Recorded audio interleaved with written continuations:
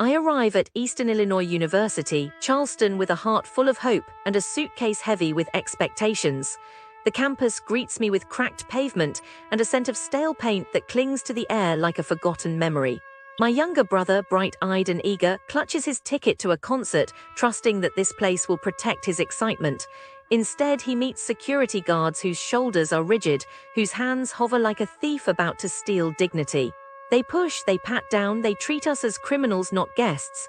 This is bad because a pat-down shatters the sense of safety. It tells a person that their body is a threat. My brother's shoulders slump, his smile fades, and the joy of music is replaced by fear. When a school cannot make a student feel safe, it fails at its most basic duty.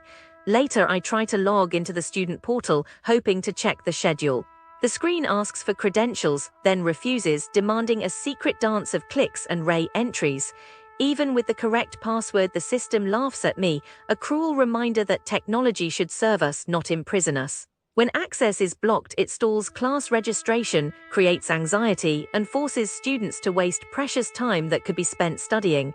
This shows a lack of competent IT support and a careless attitude towards student welfare.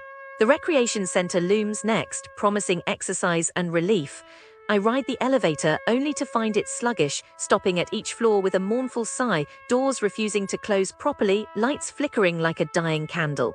An inconvenient elevator means missed workouts, late appointments, and a feeling that the university has not invested in basic infrastructure. It reflects budgeting choices that prioritize profit over comfort, and it erodes trust in the institution's ability to maintain its facilities. I wander to the dining hall where the trays arrive heavy with bland, overcooked oatmeal and mystery meat that smells of old socks. The texture is rubbery, the temperature lukewarm, the appearance a sad beige smear. Food that is terrible robs a student of nourishment and morale. It turns a necessary break into a chore, draining energy and fostering resentment toward the school that serves it. The president, once a revered figure, now draws a salary of $170,000 a year to teach a single class after retirement, on top of a generous pension. This extravagance is unjust because the money could fund scholarships, mental health counselors, or repair the cracked dormitory walls. When leadership hoards wealth, it signals that the institution values image over student need, encouraging a culture of inequality. Scholarships, I learn, seem to favor a single group, leaving many worthy candidates without aid. When financial aid is uneven, students from modest backgrounds feel invisible, their dreams deferred. This bias fuels resentment and deepens the divide between those who can afford tuition and those who cannot. Student loans become shackles. The university pushes them without offering a realistic return on investment. A degree that does not translate into stable employment makes the debt a cruel burden. This practice is exploitative, trapping graduates in a cycle of repayment that limits their freedom and future choices. I step into the dormitory and encounter mold crawling across the ceiling, paint peeling like old skin, a leak that drips rhythmically into the night. The air smells of mildew, a constant reminder of neglect. Living in such conditions harms health, worsens allergies, and creates an environment where studying feels impossible. It tells a student that the administration cares more about numbers than human well-being. Campus police patrol the quad with a stern gaze, stopping groups of friends for laughing too loudly. Their aggressive tactics turn a campus into a prison, stifling spontaneity and joy. When authority is hostile, students feel watched, silenced, and assess willing to engage in community life. Career services sit behind a glass door, promising guidance but offering only generic flyers. I ask for an internship, and they shrug, unable to provide contacts or a plan. This failure leaves graduates to wander the job market alone, increasing unemployment and diminishing the value of the degree. Mental health resources consist of a single counselor with a waiting list measured in weeks. When a student cries out for help, they are told to wait, exacerbating depression and anxiety. Lack of support deepens the emotional wounds, making recovery harder and fostering a sense of abandonment. The library, though proud of its name, houses narrow aisles and overstuffed shelves that force students to shuffle past each other, searching for a single textbook. Overcrowding reduces study efficiency and creates a noisy atmosphere that hinders concentration. A poor library environment undermines academic success. Clubs and organizations appear on bulletin boards but are empty shells. Meetings are canceled, leaders disappear, and enthusiasm evaporates. Extracurricular life should nurture talent and belonging, yet its absence leaves students isolated, missing opportunities for growth and connection. Construction crews blaze through. I'm going to go over how the businesses near Eastern Illinois University Charleston are like, and why you might want to keep your expectations in check before you step out. First, the overall picture is that many places around campus seem to struggle with one common theme: a shortage of basic courtesy and consistency. The staff often appear rushed, forgetful, or simply uninterested in making a good impression.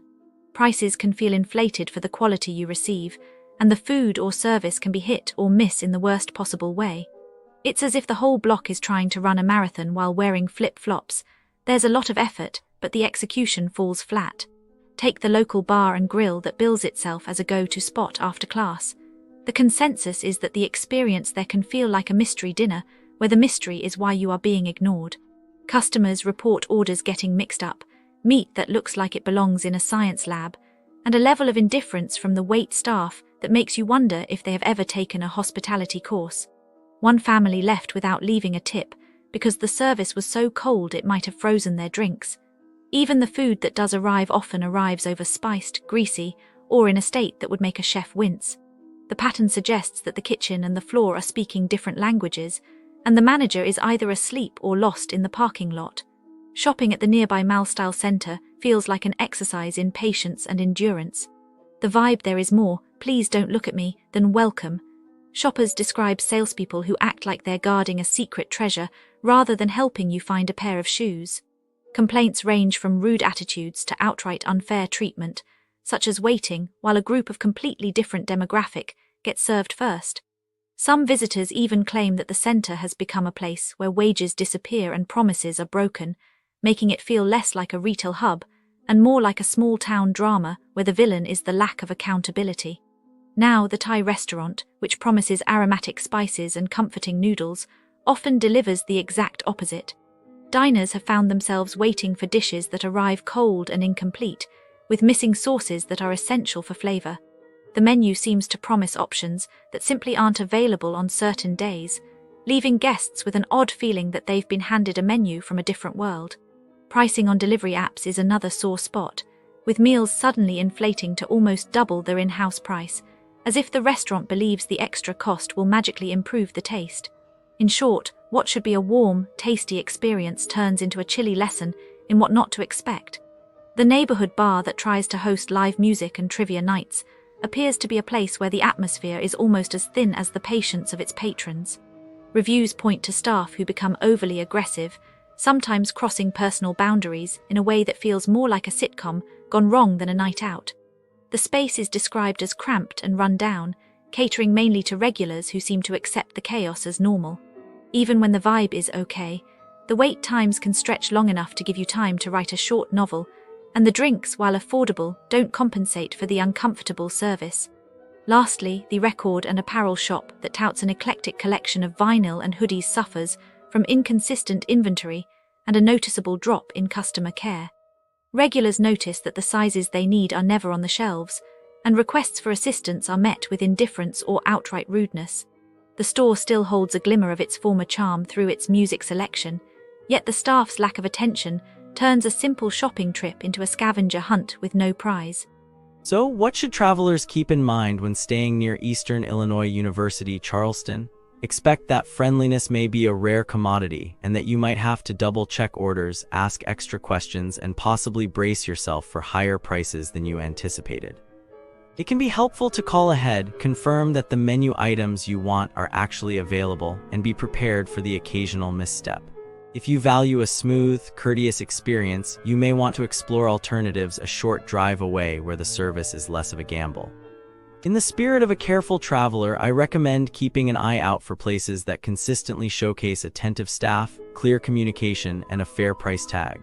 When a venue appears to prioritize hospitality, it often signals that the hidden costs, like wasted time and frustration, will be minimal. And if you ever find yourself in a situation where a server looks like they might wrestle you for a drink, it's perfectly okay to walk away and find a friendlier corner of town. Remember, the goal of any trip is to enjoy the journey, not to become a detective solving the. So I've been looking into crimes near Eastern Illinois University, Charleston, and oh boy, it's like, when you think you ray safe, but really, you ray not. Okay, so businesses near Eastern Illinois University, Charleston are like, they ray supposed to be friendly and welcoming, but some of them, oh man, like, take this one retail store, right? So this Florida man, he organized this whole scheme where he would buy stuff with fake credit cards and then resell it online. Can you believe it? It's like, how could someone do that? And it's not just a tiny little thing, no. He stole like 1 million worth of merchandise. Can you imagine? The police finally caught him, and he got 9 years in prison. But can you imagine how many people he hurt? Small businesses, struggling to make ends meet. And this guy comes along and steals from them. And then there's this other case where these 2 credit cards were stolen, and the thief used them to buy 5,000 worth of stuff at Best Buy. Can you imagine walking into a store and someone just swiping your card and buying all this expensive stuff? The police are still looking for the suspect, but what if they had taken more? What if they had stolen even more money?